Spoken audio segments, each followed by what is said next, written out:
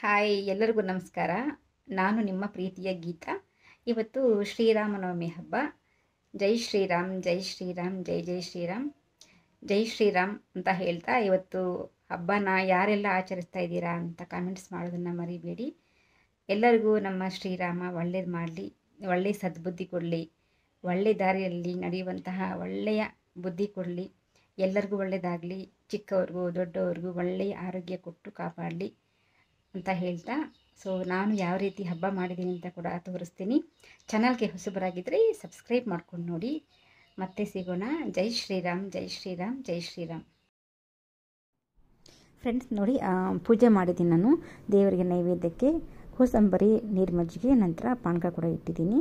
ಇಲ್ಲಿ ನಾನು 8 ದೀಪ ಬೆಳಗಿಸಿದ್ದೀನಿ ನೋಡಿ. ಇಲ್ಲಿ ಮಿಡ್ಲಲ್ಲಿ ಇದೆಯಲ್ವಾ, ಇದು ನಂದಿ ದೀಪ 5 ಬತ್ತಿ ಹಾಕಿ ಬೆಳಗಿಸಿದ್ದೀನಿ.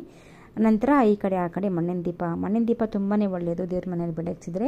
ನಾನು ದಿನಾಲೂ ಬೆಳೆ ದೀಪನ ಬೆಳಗಿಸ್ತೀನಿ. ಈ ಸಾರಿ ಸ್ವಲ್ಪ ಡಿಫ್ರೆಂಟ್ ಆಗಿರಲಿ ಅಂತ ಮಣ್ಣಿನ ದೀಪ ಬೆಳಗಿಸಿದ್ದೀನಿ. ಕಲಶ ಕೂಡ ಇಟ್ಟು ಕಲಶಕ್ಕೆ ಮಲ್ಲಿಗೆ ಹೂವು ಹಾಕಿದ್ದೀನಿ. ವಿಳ್ಯದೆಲೆ, ಮಲ್ಲಿಗೆ ಹೂವು ಎಲ್ಲ ಇಟ್ಟು ಪೂಜೆ ಮಾಡಿದ್ದೀನಿ. ನೈವೇದ್ಯಕ್ಕೆ ಮಾಮೂಲಿ ಕೋಸಂಬರಿ, ಪಾನಕ, ನಂತರ ಬಾಳೆಹಣ್ಣಿಟ್ಟು, ವಿಳ್ಯದೆಲೆ, ಅಡಿಕೆ ಕೂಡ ಇಟ್ಟು ನಾನು ದೇವರಿಗೆ ಪೂಜೆಗೆ ಅಂತ ಇಟ್ಟು ಪೂಜೆ ಮಾಡಿದ್ದೀನಿ. ಸೊ ಸಿಂಪಲ್ಲಾಗಿ ಈ ಥರ ರಾಮನವಮಿ ಹಬ್ಬನ ಆಚರಿಸ್ಕೊಂಡಿದ್ದೀನಿ. ಜೈ ಶ್ರೀರಾಮ್, ಜೈ ಶ್ರೀರಾಮ್, ಜೈ ಜೈ ಶ್ರೀರಾಮ್. ನಮ್ಮ ಶ್ರೀರಾಮ ಎಲ್ಲರಿಗೂ ಒಳ್ಳೇದು ಮಾಡಲಿ. ಸೊ ಈ ರೀತಿಯಾಗಿ ಸಿಂಪಲ್ಲಾಗಿ ನಾನು ಹಬ್ಬ ಮಾಡಿದ್ದೀನಿ. ಸೊ ನಂತರ ನಾನು ದೇವಸ್ಥಾನಕ್ಕೆ ಕೂಡ ಹೋಗಿ ಬಂದಿದ್ದೀನಿ. ದೇವಸ್ಥಾನದಲ್ಲಿ ಕೂಡ ತುಂಬ ಚೆನ್ನಾಗಿ ಮಾಡಿದ್ವಿ ಈ ಸಾರಿ. ಇಲ್ಲಿ ನೋಡಿ, ಈಗ ತಗೊಂಡೋಗಿ ನಾನು ದೇವರಿಗೆ ಸೊ ಈ ಥರ ಮಾಡಿದ್ದೀನಿ. ಯಾವ ರೀತಿ ಮಾಡಿದ್ದೀನಿ ಕೂಡ ಅಂತ ಹೇಳ್ತೀನಿ. ಇವಾಗ ವಿಡಿಯೋನ ಕೊನೆವರೆಗೂ ನೋಡಿ, ಸಪೋರ್ಟ್ ಮಾಡಿ. ನನ್ನ ಹೊಸ ಚಾನಲ್ಗೆ ದಯವಿಟ್ಟು ಸಬ್ಸ್ಕ್ರೈಬ್ ಮಾಡ್ಕೊಂಡು ನೋಡಿ. ಪಕ್ಕದಲ್ಲಿರುವಂತಹ ಬೆಲ್ ಬಟನ್ನ ಕ್ಲಿಕ್ ಮಾಡಿ. ನಾನು ಹಾಕುವ ಹೊಸ ವಿಡಿಯೋಸು ನಿಮಗೆ ಬರುತ್ತೆ.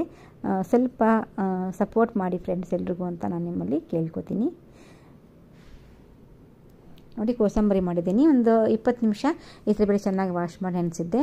ನಂತರ ಕ್ಯಾರೆಟ್, ದಾಳಿಂಬೆ, ಕಾಯಿ ತುರಿ, ಹಸಿಮೆಣ್ಸಿನ್ಕಾಯಿ, ಉಪ್ಪು, ಲೆಮನ್ ಎಲ್ಲ ಹಾಕಿ ಸೌತೆಕಾಯಿ ಕೂಡ ಕಟ್ ಮಾಡಿ ಹಾಕಿ ಮಿಕ್ಸ್ ಮಾಡಿದ್ದೀನಿ. ಒಗ್ಗರಣೆ ಕೂಡ ಇವಾಗ ಸ್ವಲ್ಪ ಒಗ್ಗರಣೆ ಹಾಕ್ಕೋತೀನಿ.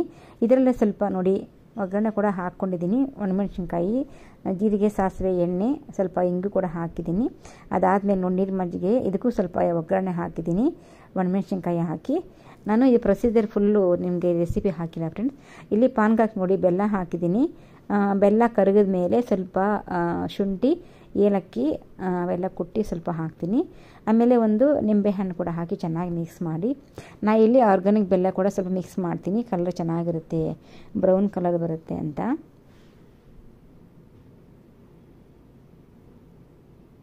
ಸೊ ನಮ್ಮ ಕೋಸಂಬರಿ, ನೀರು ಮಜ್ಜಿಗೆ, ನಂತರ ಪಾನಕ ರೆಡಿ ಆಯ್ತು ನೋಡಿ. ಈ ಕುಟಾಣಿನಲ್ಲಿ ಏಲಕ್ಕಿ ಕೂಡ ಕುಟ್ಟಿದ್ದೀನಿ, ಸ್ವಲ್ಪ ಏಲಕ್ಕಿ ಎಲ್ಲ ಹಾಕಿದ್ದೀನಿ. ನಾನು ಈ ಸಾರಿ ಮಸ್ಮಿಲನ್ ಕರ್ಬೂಜ ಹಾಕೋಣ ಅಂದ್ಕೊಂಡೆ. ಆಮೇಲೆ ಇನ್ನು ಈ ಸಾರಿ ತೊಗೊಂಬರೋಣ ಅಂದ್ಕೊಂಡು ಈ ಸಾರಿ ಮಿಸ್ ಆಗೋಯಿತು ಕರ್ಬೂಜ.